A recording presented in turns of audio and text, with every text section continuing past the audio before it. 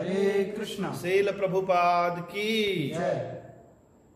एक बहुत ही दार्शनिक प्रश्न पूछा गया है, विवर्तवाद और परिणामवाद कि इनमें क्या भेद है।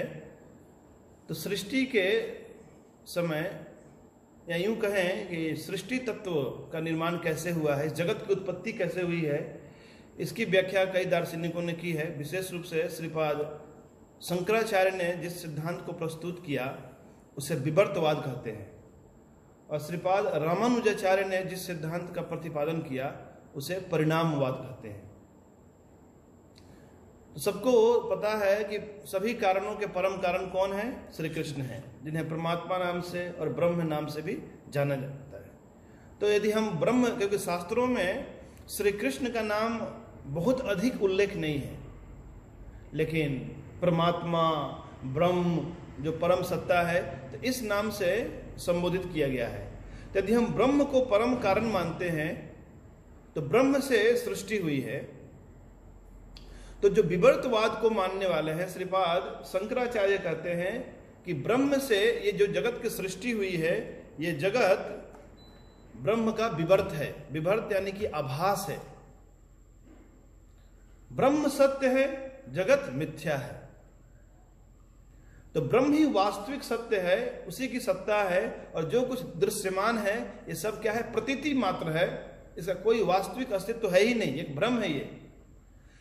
और इस तथ्य को समझाने के लिए एक उदाहरण देते हैं रज्जू में सर्प का, कि जैसे एक रस्सी पड़ा हुआ था, उसमें किसी ने सर्प का आरोप कर लिया और भयभीत हो गया। तो एक्चुअली रस्सी में सांप नहीं होता। तो ये सांप की जो भ्रांति उत्पन्न हुई है, एक प्रकार से उसका भ्रम है, ये वास्तविक ऐसा है नहीं। लेकिन इसके विरोध में कई तर्क प्रस्तुत करते हैं अन्य दार्शनिक। वे कहते हैं यदि ब्रह्म सत्य है तो ये जगत असत्य कैसे हुआ? यानी सत्य वस्तु से असत्य वस्तु की उत्पत्ति कैसे हुई? और ब्रह्म यदि अपरिवर्तनशील है तो फिर ये जगत परिवर्तनशील कैसे हुआ? तो कुछ ऐसे प्रश्न खड़े किए गए जिसका संतोषजनक उत्तर प्राप्त नहीं हुआ। तो रामानुजाचार्य ने कहा कि यह जगत, यह सृष्टि, यह विश्व उस ब्रह्म का विवर्त नहीं है, उसके परिणाम है। यानी ब्रह्म के भीतर ही प्रकृति के तत्व मौजूद रहते हैं, भगवान की शक्तियां मौजूद रहती हैं, वे शक्तियां प्रकट होती हैं। तो ब्रह्म का एक प्रकार का परिणाम है यह जगत। जैसे उन्होंने उदाहरण दिया कि एक कुम्हार है, तो मिट्टी से ही वो घड़े का निर्माण करता है। तो घड़ा मिट्टी के अंदर छुपा था, तो घड़ा कोई नई सृष्टि नहीं है, मिट्टी उसका उपादान कारण है, और ऑफ कोर्स जो कुम्हार है उसका निमित्त कारण है।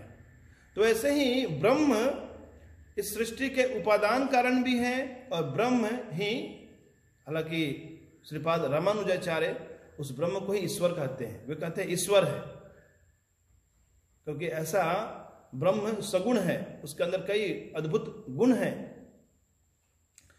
तो यह जगत उस ब्रह्म का, उस ईश्वर का विवर्त नहीं, आभास नहीं, बल्कि वास्तविक परिणाम है, वास्तविक परिवर्तन है। जैसे कि दूध से दही का बनना, दूध भी सत्य है और दही भी सत्य है। ऐसा नहीं कह सकते कि दही ये आभास है, नहीं, दही दिखाई देता है हमें, दही की अपनी उपयोगिता है। उसी प्रकार मिट्टी भी वास्तविक है और मटका भी वास्तविक है। सूत से कपड़ा बनता है, तो सूत भी वास्तविक है और कपड़ा भी वास्तविक है। ये नहीं कह सकते कि कपड़ा अवास्तविक है, मिथ्या है या आभास मात्र है, आभास नहीं। तो इस सिद्धांत को परिणामवाद कहते हैं। परिणामवाद सिद्धांत सत्कार्यवाद सिद्धांत को भी स्वीकार करते हैं। सत्कार्यवाद सिद्धांत उन सिद्धांतों को कहते हैं जिन सिद्धांतों में कहा जाता है कि जो भी प्रभाव है, जो इफेक्ट है, वो अपने कारण में उपस्थित रहता है। यानी यदि कोई कार्य हुआ है तो कार्य स्वतंत्र नहीं है। कार्य कहां से उत्पन्न हुआ? कारण से उत्पन्न हुआ। कि कारणेन बिना कार्यम न कदाचन विद्यते। कभी भी बिना कारण के कोई कार्य नहीं होता। क्या बिना दूध के दही बन सकता है? क्या बिना मिट्टी के मटका बन सकता है? क्या बिना सूत के वस्त्र बन सकता है? नहीं बन सकता है। तो वैसे ही यदि ये जगत की सृष्टि हुई है तो इस जगत के जो कारण स्वरूप है, प्रकृति जो है, ये प्रकृति ब्रह्म में उपस्थित है और सत्य है, इसलिए कहते हैं सत्कार्यवाद। यदि कोई कहे कि नहीं ये जो प्रभाव है बिल्कुल नया है, इसका कारण से कोई लेना देना नहीं है, तो इसका अर्थ है कि किसी भी वस्तु से कोई भी वस्तु उत्पन्न हो जाएगी। जैसे कि यदि हमें तेल चाहिए तो तेल सरसों से प्राप्त होता है, या तिल का तेल या मूंगफली का तेल, तो उसके अंदर तेल है इसलिए तो तेल प्राप्त होगा।